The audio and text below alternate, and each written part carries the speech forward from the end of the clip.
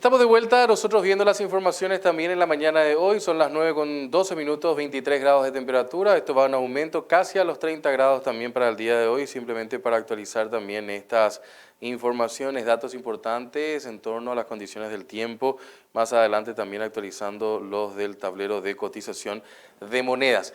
Pero una noticia importante que incluso ha marcado la tapa de nuestro periódico el día de hoy es este informe de la economía subterránea que equivale a un 45% del Producto Interno Bruto. Y hoy vamos a estar hablando con don Hugo Roig, amigo de la casa y una persona que siempre está muy predispuesto a ayudarnos a entender un poco ciertas cuestiones, sumado también un poco a este informe tan esperado de un tiempo a esta parte, año tras año. Vemos que parece que no varía mucho, Hugo. ¿Cómo estás? Buen día, un gusto saludarte.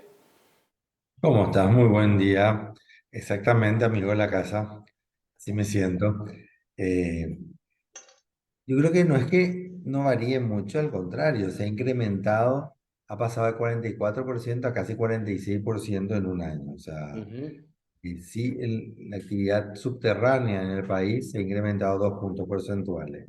¿Cuánto equivale eso? Y eso equivale a 22.000 millones de dólares. Es un monto elevado. Nosotros tenemos un Producto Interno Bruto del entorno de 45.000, 46.000 millones de dólares. Entonces, ahí vemos que el impacto que tiene, la incidencia que tiene la economía subterránea en el total de la economía paraguaya. Ahora, el descriptivo que leíamos más temprano, mañana hablaba de que ese monto de estos 22.000 millones de dólares entra también dentro de un marco medio gris, ¿verdad? Porque hay cuestiones que son ilegales, pero también hay cuestiones que son legales, pero que están fuera del radar. ¿Qué es lo que pasa? ¿Por qué cuesta tanto combatir esto? ¿Es una cuestión cultural? ¿Es una cuestión de idiosincrasia? ¿Es una cuestión de beneficio de ambas partes? ¿Por dónde podemos empezar a entender un poco esto que llevan ustedes, tanto Mento como también Sebastián con ProDesarrollo, desarrollando un poco también esta dinámica de indicadores que vamos teniendo, pero que no se hace mucho para cambiar esto, Hugo? ProDesarrollo es una fundación en la cual participan empresas del sector privado. eh, Hace tiempo están tratando de medir algo que es un secreto a voces, la economía subterránea y la economía informal, digamos. Todos sabemos que existe y queremos ver cuál es el nivel de incidencia. La Ujú. sorpresa es que es muy grande, casi el 50% de la economía paraguaya. La pregunta es, ¿por qué existe? Que fue tu pregunta, digamos. Dentro de la economía informal, yo creo que hay tres tipos, o cuatro operativas muy diferentes, digamos, ¿verdad? Una operativa que tiene que ver con acciones delictivas, con acciones que no son legales, que no son legítimas, como digamos, el crimen organizado, la trata de personas, el narcotráfico, la producción de droga, el comercio de droga, entre otras cosas, o el crimen organizado en general. Eso obviamente tiene su comportamiento y allí lo que debemos hacer es combatirla directamente. Hay un segundo nivel que son aquellas empresas grandes, solventes, competitivas, que lo que tienen, que tienen prácticas informales o no están registradas 100%, no declaran todos sus movimientos a tributación o no realizan un procedimiento administrativo normativo. Cada negocio tiene una actividad normativa vinculada, ¿verdad? Entonces tienen que realizarla adecuadamente o tienen funcionarios colaboradores al margen de la seguridad social. Eso es un nivel de informalidad también, ¿verdad? Un tercer tipo de práctica, o sea, bueno, y allí las causas en este segundo nivel están vinculadas a que algunos emprendedores, algunos empresarios creen que ser competitiva es subdeclarar alguna actividad o no, o estar al margen de ciertas normas administrativas y tributarias. Tiene una percepción del negocio en donde priorizan la renta personal versus, o del negocio versus el ser una empresa 100% competitiva, 100% formal y que colabore con la economía generando valor privado, valor público. El tercer elemento, o sea, el tercer tipo de práctica, que es la que profundizamos en este caso, tiene que ver con aquellas personas, aquellos emprendimientos que nacen y desaparecen, por así decirlo. en donde el desempleo generado en el 2020, en donde la situación de pobreza de los últimos años, en donde los shocks externos vividos, los cambios que se dan en la forma de hacer negocios, genera un tipo de personas que pierden el empleo, posteriormente buscan un emprendimiento, hacen un emprendimiento gastronómico en su entorno familiar, posteriormente consiguen entrar a, qué sé yo, hacer prendas, ropas, consiguen una máquina, entran en la cadena de producción de exportación de textiles, por ejemplo.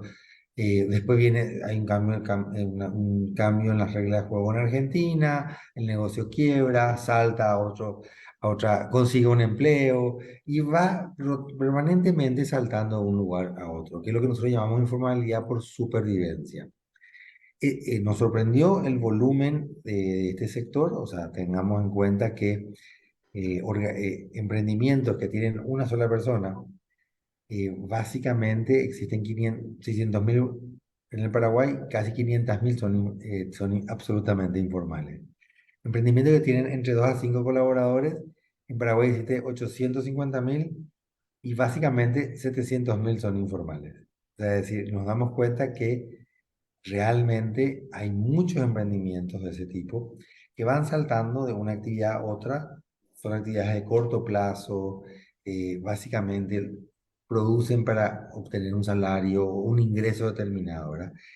Allí la causa no es cultural, no es el deseo de no ser informal, no es el hecho que son, comillas, malos ciudadanos, sino la causa es básicamente el hecho de que las condiciones en las cuales se mueven requiere otro tipo de políticas públicas. Requieren un sector público muy ágil en el relacionamiento con estas unidades económicas, requiere unas normas tributarias diferentes en la aprobación, en la entrada y en la salida, en la declaración del movimiento que tienen, requiere un servicio de consulta y de capacitación permanente de la autoridad tributaria o de la autoridad normativa, y requiere también el hecho de que facilitemos un siguiente salto, condiciones para que estas organizaciones, estos emprendimientos pudieran acceder, o sea, puedan ser incluidas dentro del sistema financiero. Porque lo que ellos dicen, que quieren ser formales, quieren hacer ese primer escalón de estar registrado en la SED, generar un segundo escalón que es existir no solamente tributariamente, sino económicamente. Y la puerta de entrada al flujo económico, muchas veces, o en la mayoría de los casos, es el sistema, el flujo financiero.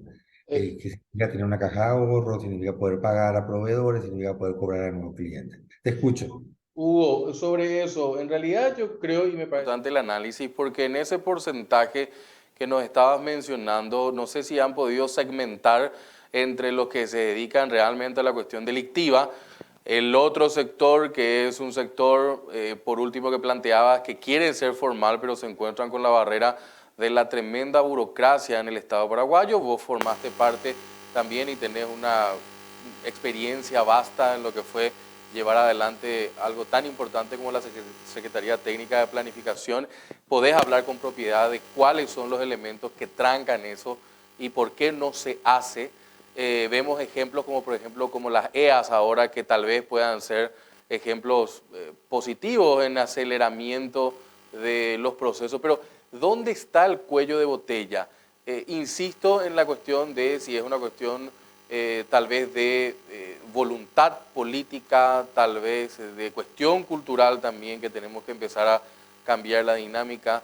En el segmento que hablábamos de lo potable, porque lo otro me imagino que es directamente un combate directo a las cuestiones ilegales, ¿no? Absolutamente. En el caso de la economía subterránea vinculada a actividades delictivas, allí es combate, ¿verdad? Nosotros no pudimos segmentar, porque muchas veces la frontera, hay una línea muy delgada entre una cosa y otra. O sea, una cosa es el que vende aceite en la calle, que ese es llamémosle, el informal emprendedor por supervivencia. Y otra cosa son las toneladas de productos que pasan de contrabando para alimentar ese. Entonces, en un caso hay en un elemento hay una causa y en otro hay otra, ¿verdad? Nosotros nos enfocamos nuestro estudio justamente en este momento en el caso de la economía informal de supervivencia. Hablo de las causas primero y posteriormente hablo de la voluntad política. Las causas están vinculadas primero al desempleo. Hay un nivel de actividad económica que no logra absorber la mano de obra existente en el país.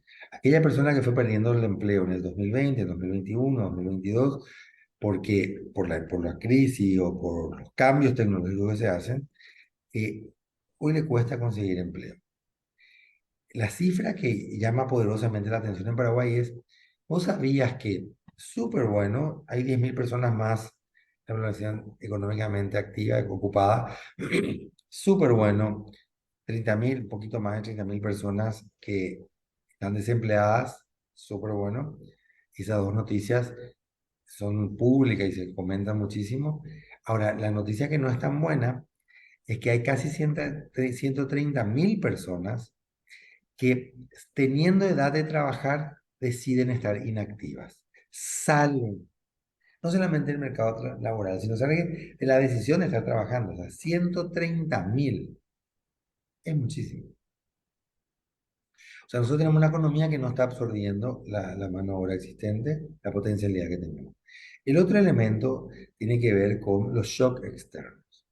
Los shocks externos son aquellos eventos que ocurren afuera y que afectan de manera importante a la economía y nosotros muchas veces no tenemos nada, no tenemos posibilidad de defendernos de esos shocks externos, pero existen y afectan a la economía toda. La crisis de salud, el COVID, la tasa de interés elevada, el conflicto Rusia-Ucrania, los cambios en Argentina, entre otras cosas, ¿verdad? ¿Qué es lo que ocurre? Muchas veces nosotros desarrollamos instrumentos adecuados para empresas grandes. Por ejemplo, una crisis, una sequía, se desarrollaron instrumentos financieros que faciliten y estabilicen el flujo de las empresas agropecuarias. Espectacular. Pero si yo era un proveedor de esta, un transportista pequeño, yo no tenía ningún tipo de instrumento y me quedé sin trabajo. O elementos como el contrabando afectan a las pequeñas despensas, ¿verdad? Entre otras situaciones. Es decir, los shocks externos afectan de manera muy fuerte y muy importante a las pequeñas empresas. Y Ujú. estas pagan el pato, tienen que cerrar, tienen que vender sus productos y no pueden hacer. El otro elemento tiene que ver con la seguridad social. Hay una situación muy particular con las mujeres, principalmente porque las mujeres pueden estar aseguradas a la seguridad social, al IPS en concreto, si son dependientes, o sea, si están casados o están en pareja con una persona que está trabajando y que tiene seguridad social. ¿Qué es lo que ocurre? Cuando estas mujeres realizan un emprendimiento, el incentivo no es a formalizarlo, porque si se formalizan pierden el seguro, el seguro que tienen en IPS. Un tercer elemento. Un cuarto elemento tiene que ver con la salud y las labores de cuidado, ¿verdad? No sé, yo creo que en el último mes, por lo menos en 4 polladas, payadas he participado, ¿verdad? O sea, es decir, Ujú. la salud es una situación que le afecta a las familias y que prácticamente, más allá del acto de solidaridad en el cual yo participo, la familia que está vinculada a un tema de salud tiene que vender todas sus cosas para hacer frente al problema de salud que tiene.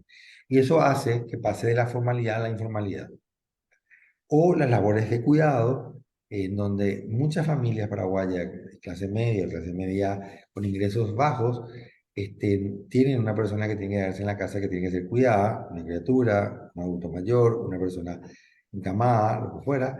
Entonces eso hace que, de que esta persona que tiene que cuidarle tenga que tener emprendimientos que son informales. Lo otro, el otro elemento, tiene que ver con el conocimiento. O sea, no tenemos información. Si yo te pregunto a vos, que son periodistas eh, con un flujo de información muy elevada, muchas veces cuál es la ventaja del sistema simple tributario y re simple, probablemente tengas poquísima información, como yo también la tengo poca, ¿verdad? Ujú. Y depositamos toda la confianza en un profesional externo que nos asesore y que haga nuestros trámites.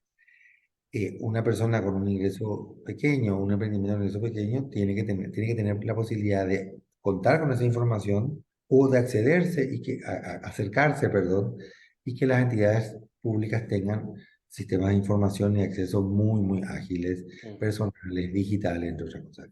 Y lo último, y no menos importante, sino al contrario, muy importante, tiene un costo elevado ser formal. ujú, Vos ten en cuenta que este nivel de organizaciones, de empresas, básicamente trabajan en su emprendimiento para el recurso del día. O sea, trabajan por la comida, por así decirlo, ¿verdad?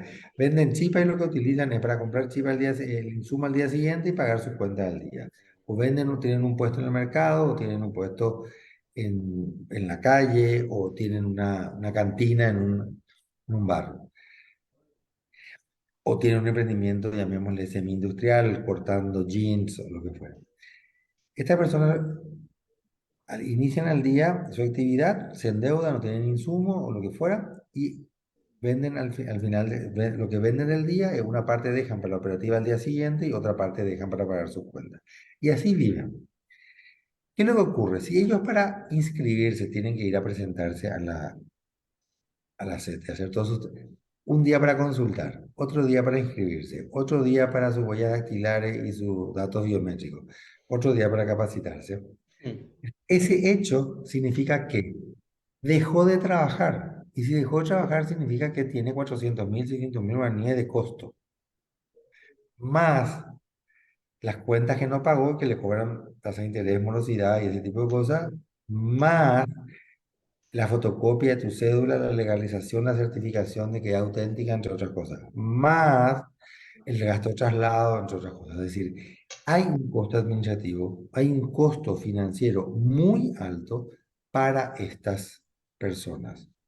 Vamos a suponer que logra financiar todas estas cosas. Tiene que tener una factura en papel, ¿verdad?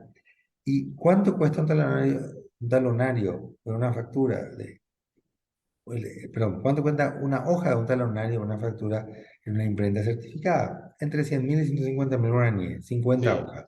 Es decir, entre 2.000 y 3.000 guaraníes cada hoja. Para un producto, para una chipa que vale 2.000, o sea, el 100% es el costo de la hoja. Ahora, Hugo, ¿dónde se pueden facilitar? Yo tengo 2 minutos, pero hay tanto para hablar todavía sobre eso. Más que nada, una idea, eh, ¿por dónde debe empezar? Porque ahí quiero linkear con mi última pregunta, que es, estamos entrando dentro de lo que es un periodo de 5 años, nuevo. El 15 de agosto asumen las nuevas autoridades, hay todavía una suerte de nebulosa de quienes van a estar llevando el equipo económico, tal vez impulsar una agenda de facilidades para todo este sector que ayuden al proceso de formalización. No sabemos si realmente se quiere o no, porque es un baile medio raro también ahí entre el sector público y privado para mantener un poco el status quo, porque beneficia a ciertos sectores. Eso lo digo a título personal, pero me gustaría conocer un poco tu impresión al respecto. Significa voluntad política. Ver el problema y querer solucionarlo. Eso es voluntad política, ¿verdad? Entonces, eso es lo primero. Lo segundo es, tenemos que ser conscientes que la solución implica por instrumentos de políticas públicas dirigidas especialmente a este sector. O sea, tenemos que tener factura electrónica, tenemos que tener una forma en la cual nosotros este sector se registre a la SED y que fuera virtual y que tenga un tiempo para hacer todos los datos, o que pudieran ser los datos biométricos con el celular, su cédula y la foto. O sea, es decir, la lógica de relacionamiento con estos pequeños emprendedores que son informales tiene que ser absolutamente diferente y con instrumentos diferentes. Yo no le puedo cargar todo el costo de la burocracia pública a estos actores. ¿Por qué? Porque nos interesa que sean formales. ¿Quiénes ganan? Ganan ellos. ¿Quiénes ganan? Ganamos nosotros. ¿Quiénes ganan? Ganan la autoridad fiscal porque va a recaudar más. ¿Y quiénes ganan? Ganan todo el conjunto de las empresas grandes. ¿Por qué? Porque toda su cadena se formaliza. Entonces, requiere voluntad política, requiere tomar conciencia de los instrumentos deben ser específicos, requiere modificar las condiciones de los instrumentos básicos de simple y re simple para que fuera muy ágil el sistema, requiere digitalizar, o sea, tener acceso digital a información y a estos procedimientos, que yo me puedo hacerlo a la distancia, Ujú. requiere generar condiciones para la inclusión financiera, porque ese es un segundo escalón que lo hablaremos en otro momento, más profundamente. Así es, Hugo, por último y en unos segundos, ¿qué te preocupa de este nuevo periodo que se inicia? Y la verdad que anoche no pude dormir al saber que IPS, lo que entra en concepto de aporte, no alcanza para pagar las jubilaciones. O sea, la crisis de caja del IPS, el déficit de caja, llamémosle operativa IPS, se adelantó por lo menos 15 años. Eso me preocupó enormemente. Ahora están usando los intereses y están ya no renovando algunos CDA, inversiones financieras, para pagar las jubilaciones. Eso es muy, muy peligroso. Algo, ¿cómo se llama? Algo está mal por parir, algo, había una frase de ese tipo, Sí, ¿verdad? algo huele a podrido en Dinamarca. Algo huele podrido en Dinamarca. Yo creo que IPS tendría que ser intervenido porque ya a los problemas de salud a los que nos tiene acostumbrados, hoy tenemos problemas en pensiones. Hugo, querido, un gusto saludarte. Y por supuesto, siempre estamos en contacto. Un fuerte abrazo, saludo a vos y a toda la audiencia, ¿sí? Gracias, Hugo Roy, socio fundador. También estuvieron trabajando con el equipo de Pro Desarrollo en este proceso también de conocer un poco lo que es el tema de la economía subterránea, la economía informal en nuestro país, que haciendo una balanza lleva el 50% del peso. Increíble. 9:34 de la mañana, hacemos la pausa. A las 10, Samuel Acosta comparte con ustedes Monitor Económico.